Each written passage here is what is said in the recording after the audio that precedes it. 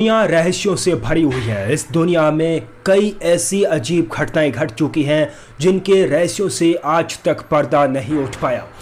आज मैं आपको एक ऐसी ही रहस्य भरी कहानी सुनाने जा रहा हूं जिसको सुनने के बाद आपके मुंह से यही शब्द निकलेंगे कि यह कहानी तो वाकई में आश्चर्यजनक, हैरत अंगेज और चौंकाने वाली है।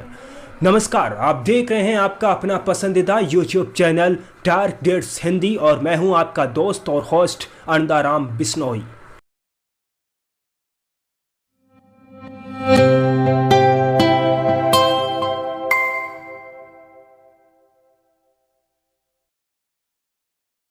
पंद्रह अप्रैल 2005 यानी आज से करीब 18 साल पहले की बात है। जगह है अमेरिका का पेंसिल्वेनिया।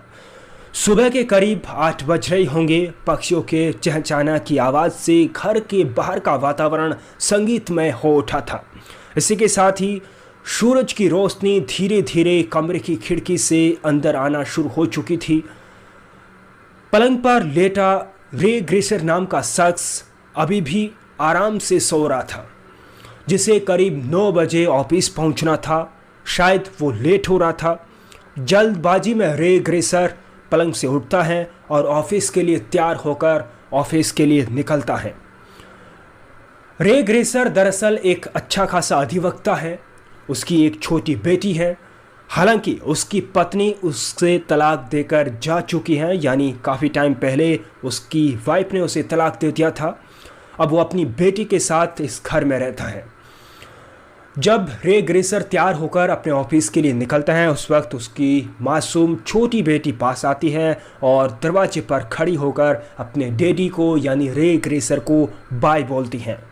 लेकिन किसे पता था कि ये बाप और बेटी का आखिरी दोनों के बीच का संवाद है और आखिरी हाय हेलो है। रे ग्रेसर उस दिन अपने ऑफिस पहुंचता है। ऑफिस पहुंचने के बाद हाय हेलो सहकर्मियों के साथ होता है। उसके बाद रूटीन की तरह आज वो अपने काम में लग जाता है। वकालत से जुड़ा हुआ अपना काम निपटाता है। जब लंच टाइम होता है तब वो अपने सहकर्मियों के साथ लंच करने जाता है। उसी बीच रे ग्रेसर के पास उसकी गर्लफ्रेंड का फ़ोन आता है। गर्लफ्रेंड से काफ़ी बातचीत होती है और उसके बाद वो वापस अपने बाकी के कामों में निपटाने में जुट जाता है। यहाँ तक सब कुछ रूटीन था, कोई रहस्य भरी चीज़ नहीं थी। लेकिन इस कहानी को आप सुनते रहिए। दरअसल जब वो ऑफिस को शाम के वक्त अपना काम निपटा कर ऑफिस से निकलता है तो उसके बाद वो कभी वापस ऑफिस नहीं पहुंचता है। दरअसल उस दिन से रे ग्रेसर अचानक गायब हो जाता है और अगले दिन पूरे ऑफिस से लेकर उसकी पुलिस चौकी तक, उस शहर की पुलिस चौकी तक हड़कंप मच जाता है कि आखिर एक शख्स गया कहाँ। सबसे बड़ी चौंकाने वाली बात थी कि आज 18 साल बाद भी रे ग्रेसर के बारे में कुछ भी अता पता नहीं चल पाया। वो इस तरह से गायब हो गया। पुलिस से लेकर ऑफिस के सहकर्मियों के बीच के मन में एक ही सवाल था कि आखिर एक अच्छा खासा अधिवक्ता, एक मासूम बेटी का पिता और अच्छी खासी संपत्ति का मालिक अचानक ऐसे क्यों गायब हो गया होगा, या फिर ऐसी क्या मुसीबत आई होगी, या फिर कहाँ गया होगा। यह सब सवाल पुलिस और सहकर्मियों के बीच चर्चा का टॉपिक थे। इसी बीच पुलिस अपना काम शुरू करती है और रे के बारे में तलाशी अभियान चलाती है। पेंसिल्वेनिया की पुलिस को काफ़ी मशक्क़त के बाद उसकी कार और उसका जो सेल फोन है वो एक नदी के किनारे मिलता है और ये नदी रे ग्रेसर के घर से करीब 55 मील दूरी पर है।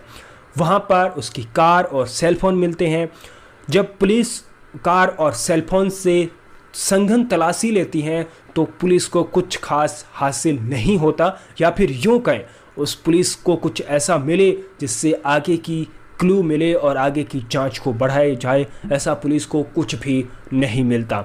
लेकिन इस कहानी में ट्विस्ट तब आता है जब पुलिस को कुछ दिनों बाद पता चलता है और पुलिस को वहाँ आसपास जब तलाशी कंटिन्यू लेती हैं तब वहाँ उसका जो लैपटॉप है और जो हार्ड डिस्क है वो वहाँ पर बरामद होती है नदी के किनारे। लेकिन पुलिस को उस लैपटॉप और हार्ड डिस्क से ऐसी कोई क्लू नहीं मिलती है जिससे जांच में मदद मिल सके। सबसे बड़ी बात चौंकाने वाली यह थी कि पुलिस को पूछताछ में पता चला कि उस दिन उस शख्स को नदी के किनारे एक औरत के साथ देखा गया था, और सबसे बड़ी बात यह थी कि वो औरत उसकी कोई गर्लफ्रेंड नहीं थी, यानी वो औरत कोई और थी। अब पुलिस के लिए सवाल ये था कि ये जवाब तलाशा जाए कि आखिर वो औरत थी कौन। और जब पुलिस ने तलाशी ली तो तब पता चला कि उस नदी के किनारे, यानी जहाँ से ये लैपटॉप और हार्ड डिस्क बरामद हुई हैं, वहाँ पर सिगरेट की राख भी बरामद की गई। पुलिस उस राख के बारे में तलाशी लेती हैं, पता करती हैं कि आखिर वो राख कहाँ से आई। पुलिस उस औरत के बारे में भी पूछताछ करती है, लेकिन पुलिस को न तो रे ग्रेसर के बारे में कुछ पता चलता है और ना ही उस औरत के बारे में कुछ मालूम चल पाता है। हार्ड डिस्क और कंप्यूटर की जब जो सर्च हिस्ट्री है उसको खंगाला गया तो पुलिस को पता चला कि रे ग्रेसर ने कंप्यूटर में कई बार सर्च किया कि इस हार्ड डिस्क को आखिर कैसे नष्ट किया जाए। तो कुछ लोगों का मानना था कि रे ने खुद को, अपने आप को इस अजीब ढंग से गायब किया है ताकि वो एक नई ज़िंदगी की शुरुआत कर सके और अपने अच्छे से अपनी लाइफ को जी सके।